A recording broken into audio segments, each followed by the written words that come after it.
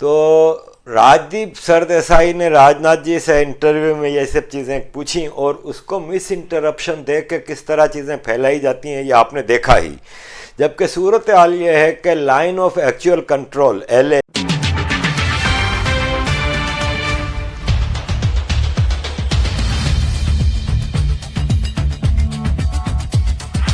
ऐसी एक buffer zone होता है। आप ये देखें कि इस लाइन के कुछ किलोमीटर्स का एरिया होता है जिसमें जो नो गो एरिया होता है और उसमें मूवमेंट अगर कुछ होती है तो that is not part of India. और राजनाथ जी ने अपने इंटरव्यू में ये क्लियरली कह दिया कि किसी भी इंडिया के पार्ट के अंदर वो नहीं आए, वो कई किलोमीटर दूर होती थी जो LOC से उनकी पोजीशन, तो वो थोड़ा आगे आते थे। इंडिया ने क्लियर अल्फाज में चाइना को, कल जो फॉरेन अफेयर्स की मीटिंग हुई थी इंडिया और चाइना के, तो उसमें क्लियरली इंडिया ने अपनी स्टैंडिंग्स बता दी है कि लाइन ऑफ एक्चुअल कंट्रोल के इस तरफ यानी लद्दाख में, Indian union territory of Ladakh में इंडिया बिल्डिंग अप करे, कंस्ट्रक्शन करे, कुछ करे, nothing has to do with China. China को इसमें कोई एतराज़ करने का हक नहीं है या कुछ भी नहीं है, ये ठोक बजा के कल की मीटिंग में बता दिया गया है। स्टैंडिंग भी ये क्लियर हो गई थी कि अप्रैल से पहले जो स्टैंडिंग थी फौजों की और सिचुएशन की, उसी पे रहना मुनासिब है। ये इंडिया ने दो टोक अल्फाज में बता दिया है। मसला ये है कि ऐसी कोई भी सिचुएशन आती है ना तो आपके यहाँ के कुछ जोरनोज हैं ना, वो खुशी के मारे निकल पड़ते हैं, हाँ चाइना ने देखो इंडिया के अंदर हमला कर दिया, और ताने मारेंगे। वो आपने इंडिया की फिल्मों में देखा है ना कि बेवा औरतें होती हैं, तालियां बजा के ताने मारेंगे कि ये देखो ये हो गया वो हो गया, बद्दुआएं देंगी। ये जो सबा अरफा टाइप की जो औरतें हैं जो जिस तरह की हरकतें करती हैं फौरन निकल पड़ती हैं, देखो चाइना आप कहाँ गए, इंडिया की बहादुरी को अब क्यों नहीं दिखा रहा, चाइना ने इतना कब्जा कर लिया, इतने इंडियनों को हमें बताया जाए तो इनको फिक्र जाग पड़ेगी इंडिया की। वैसे इंडिया में जो पूरे इनकी जो जमातें हैं जो वो करती हैं, इतने सालों से एक्सटॉर्शन के बिजनेस इनके भाई लोग चलाते रहे और आज भी चला रहे हैं, टेररिज्म फैला रहे हैं, इग्नोरेंस फैला रहे हैं, बीफ फेस्टिवल, और कह रहे हैं कि इंडिया में बीफ पे पाबंदी is violation of basic human right. तो पाकिस्तान में पोर्क के ऊपर पाबंदी है ना, तो उस पर क्यों नहीं कहते कि भाई वो भी बेसिक ह्यूमन राइट्स की वायोलेशन है। किसी के बाप की हिम्मत है कि पाकिस्तान में पोर्क का फेस्टिवल मना के दिखाए, जहां पे पोर्क के टिक्के बनेंगे, पोर्क की बिरयानी बनेगी? कोई पॉसिबल है पाकिस्तान अफगानिस्तान जैसे देशों में? जो आप बात करते हो कि फिर इंडिया में बीफ की वो पाबंदी नहीं होनी चाहिए, ये यूरोप में आप कुत्ते का गोश्त नहीं खा सकते भाई, बिल्ली का गोश्त नहीं खा सकते।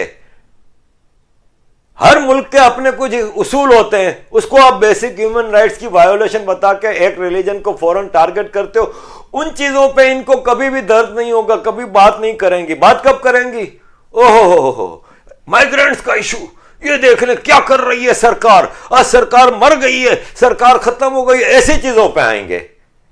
इनके अंदर से आप इनके जो लैंग्वेज है और उनकी जो बॉडी लैंग्वेज है, जब ये इस तरह की बातें करते हैं, आप देखें इनके अंदर से रुएं रुएं से खुशी छलक रही है। सागरिका गोडसे की जो आप वो पढ़ लें, क्या गोडसे कौन है, ये राजदीप की बीवी, उसकी पढ़ लें ट्वीट्स, इनके एक बेचे एक खुशी नजर आती है इनके ट्वीट्स में कि यार ये इंडिया पे ये अचानक एक मामला खराब हुआ है, अच्छी बात है। ये आपको फीलिंग महसूस होगी। खुदा ना खास्ता कोई भी चीज होती है तो ऐसे मौके पे फौरन आ जाते हैं ये लोग। माइग्रेंट्स के इशू पे हमने देखा सब कुछ वो किया, तो लद्दाख का इशू कुछ नहीं होना, एक गोली नहीं चली ना चलेगी। ना चाइनीज से ना वो अफोर्ड कर ही नहीं सकते। चाइनीज बड़ी समझदार कौम है, जब भी तो पूरी दुनिया पे रूल कर रही है। वो ना समझे कोई कि वो चाइनीज समझ रहे हैं कि ये 1962 है, कोई नहीं चाइनीज समझ रही है। चाइनीज को पता है कि यहाँ पे जवाहरलाल नेहरू नहीं बैठे हुए, चाइनीज को पता है कि यहाँ पे एक ऐसा आदमी बैठा हुआ है और उसके पीछे पूरी जो पॉपुलर रेटिंग हम देख ही रहे हैं ना मोदी जी की, पूरा इंडिया उनके साथ है। कुछ जो एलिमेंट्स आपको चीखते चिल्लाते नजर आते हैं तो उनकी चीखें तो निकलेंगी ना, क्योंकि ये स्टेटस को वाले लोग, इनको स्टेटस को चाहिए। ये कहते हैं कि कश्मीर में भी स्टेटस को रहे और हर जगह जो मुस्लिम सुपीरियरिटी का जो एक स्टेटस को है वो चलता रहे, इनके मजे लगे रहे, एजुकेशन इनके हिसाब से जाए, इंडिया में जो फॉरेन इन्वेडर्स हैं उनको ग्लोरीफाई करते रहो। इंडिया के जो असल हीरोज हैं, इंडिया की जो असल रूट्स हैं, जो 5000 साल के जो फिलोसॉफीज हैं, उनको आहिस्ते आहिस्ते खत्म करते रहो, उसमें खुश थे। अब वो सरकारें नहीं आनी, अब हिंदुस्तान का हिंदुस्तानी जाग गया है। तो बीबियों, तुम भी अपनी औकात बदलो। अब जब तक तुम लोग अपनी सहाफत को और जर्नलिज्म को चेंज नहीं करोगे और रियलिटी को एक्सेप्ट नहीं करोगे, तब तक मामला नहीं हल होना। सफूरा के हवाले से बड़ी चींची पैपै कर रहे हैं ये लोग, क्या एक प्रेग्नेंट औरत को मोदी सरकार ने जेल में डाला हुआ है। अरे एक आफिया सिद्दीकी है पाकिस्तान की, 25 साल से अमेरिका में गुआंतानामो बे में रह रही है, नहीं छोड़ रहा अमेरिका। पाकिस्तानी भी इसी तरह का आपके तरह के ड्रामे कर रहे थे, कहा वो हो गया। क्यों? इसलिए कि वो पकड़ी गई थी, साइंटिस्ट थी अमेरिका में, अमेरिका से, वह अमेरिकन नेशनल थी, पाकिस्तानी ओरिजिन की, वहां से तालिबान की मदद करने आई हुई थी, काबुल से, अफगानिस्तान से पकड़ी गई थी। तो जब एक गलत काम करते हैं ना ये सफूरा साहिबा के प्रेगनेंसी को लेकर बहुत सारे लोग आ रहे हैं, तो मुझे ये बताएं कि इनकी तकरीरें देखी आपने? मैं तो इनकी वीडियोस देख के, ये प्रेगनेंसी में वायोलेंस पे वो कर रही हैं, और इनकी लैंग्वेज देखें, मोदी टेररिस्ट और हिंदुत्व टेररिस्ट, और कोई कह सकता है पाकिस्तान में ये? किसी के बाप की हिम्मत नहीं है। और फिर प्रेगनेंसी उस वक्त नहीं थी जब ये तकरीरें कर रही थी सफूरा, जब वो इंस्टिगेट कर रही थी, जब दिल्ली की गली गली में आग लगी हुई थी, तोड़ फोड़ हुई थी। आप वीडियो तो गूगल पे जाके देखें ना वो, कि किस तरह, जिस तरह आज आप वॉशिंगटन को दिखा रहे हैं और उस पर कुछ लोग जो सेलिब्रिटीज तस्वे बहा रहे हैं अमेरिका की सूरत हाल पे, अपने देश के मामला पे इनकी जबान बंद हो जाती है, इनकी सारी विस्डम धरी की धरी रह जाती है जब अपने देश में चीजें चल रही होती हैं।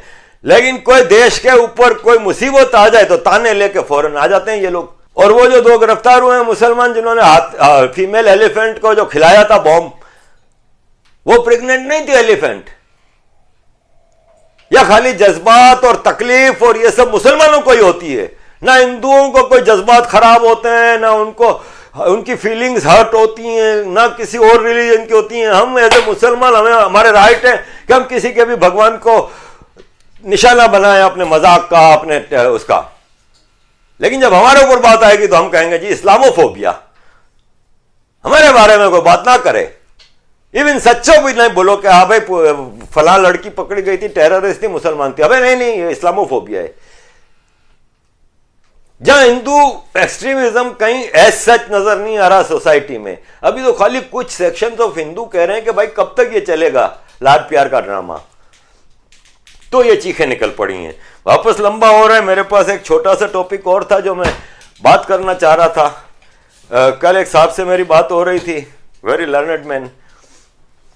तो उन्होंने मुझे कहा था, पूछा था कि भाई किस हवाले से तो मैं उस पर उनको बता रहा था कि देखें, एक कम्युनिटी है मेमन कम्युनिटी, जिससे मैं ताल्लुक़ रखता हूँ।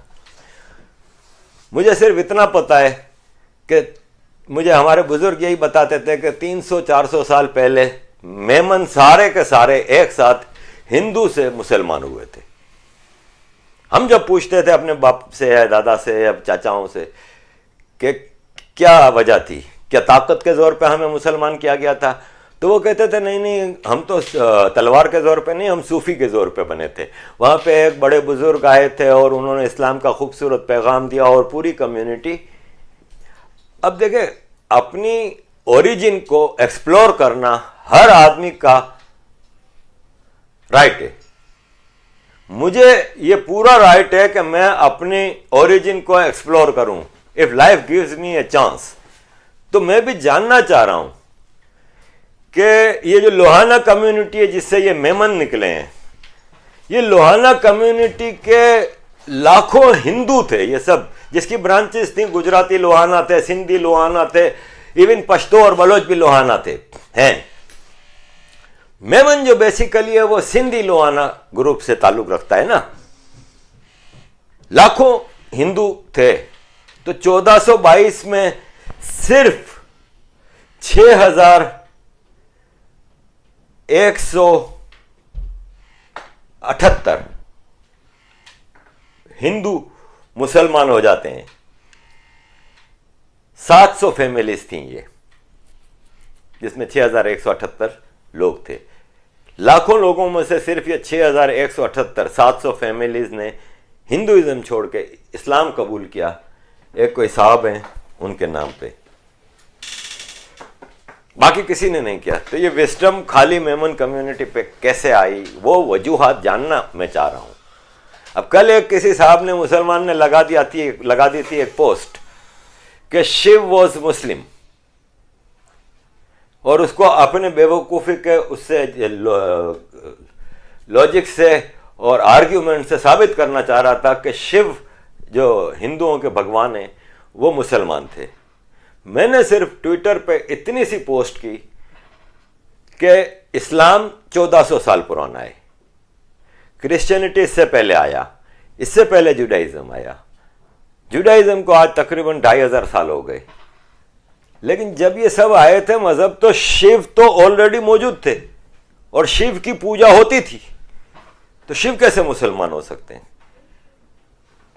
और दूसरा यह है कि जब मक्का पे हमारे नबी पैदा हुए थे, जहां से इस्लाम शुरू हुआ, तो हमें खुद प्राइमरी इस्लामियात में सिखाया गया था कि वहां पे बुतों की पूजा होती थी।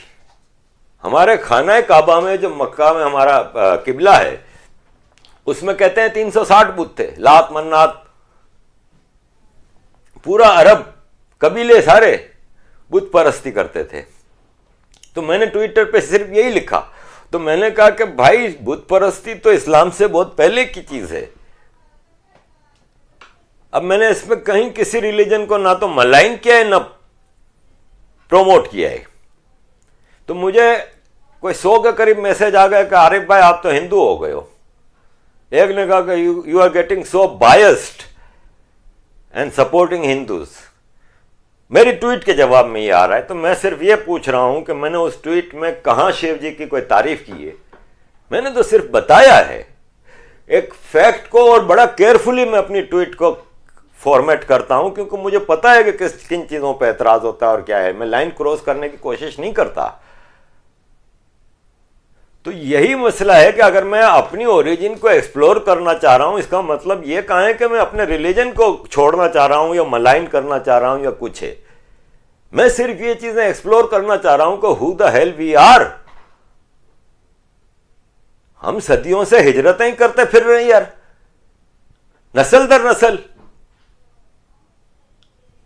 दादा ने हिजरत की, बाप सऊदीया चले गए, हम यूरोप आ गए, हमारे बच्चे यहां पैदा हुए हैं। तो कम से कम हमें यह हक तो है कि हम अपने बच्चों को बता के जाएं कि भाई हमारी ओरिजिन क्या है।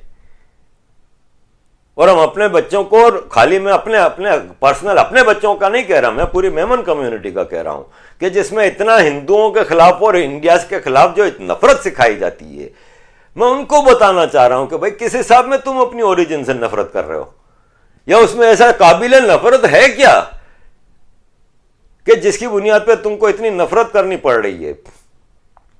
तो ये सब चीजें मैं हमारी कम्युनिटी के हवाले से रिसर्च करूंगा जब जिंदगी ने मुझे मौका दिया। मैं हमारी ओरिजिन के बारे में जरूर रिसर्च करूंगा। मैं उस मंदिर में जाना चाहूंगा जो आजक हमारे गांव में है। वहां पे सबकी जन्म कुंडली होती है, हमने सुना है हिंदुस्तान में। मैं वहां से अपनी जन्म कुंडली निकाल के मैं कुछ करूंगा, लेकिन ये अभी राइट नाउ ऐसा कुछ भी नहीं है। ये एक विश है जो मैं, जब मुझे जिंदगी में मौका मिला मैं ये करूंगा, और ये करने के लिए मुझे हिंदुस्तान ही आके करना होगा। तो लेट्स सी व्हेन। लेकिन ये मेरा एक मकसद है। इसका मतलब ये कहीं नहीं होता कि मैं हिंदुओं की चमचागिरी कर रहा हूं, हिंदुइज्म को प्रमोट कर रहा हूं, हिंदुत्व का पैरोकार हूं। मैं कुछ भी नहीं हूं। मैं सिर्फ फैक्ट्स लेके आपके सामने रख देता हूं। उसमें मुझे जो करेक्ट करता है मैं उसको अपना मोहसिन समझता हूं कि उसने मुझ पर एहसान किया है कि मेरी गलती को, या मैं कहीं गलत जा रहा हूं तो मुझे उसने करेक्ट किया है। वो मेरा टीचर है, काबिल इज्जत है, तो करेक्ट जरूर करें मेरे। लेकिन मैं किसी की साइड वाइड नहीं लेता। जहां मसला आता है वहां पे मैं बात करता हूं फैक्ट्स के साथ।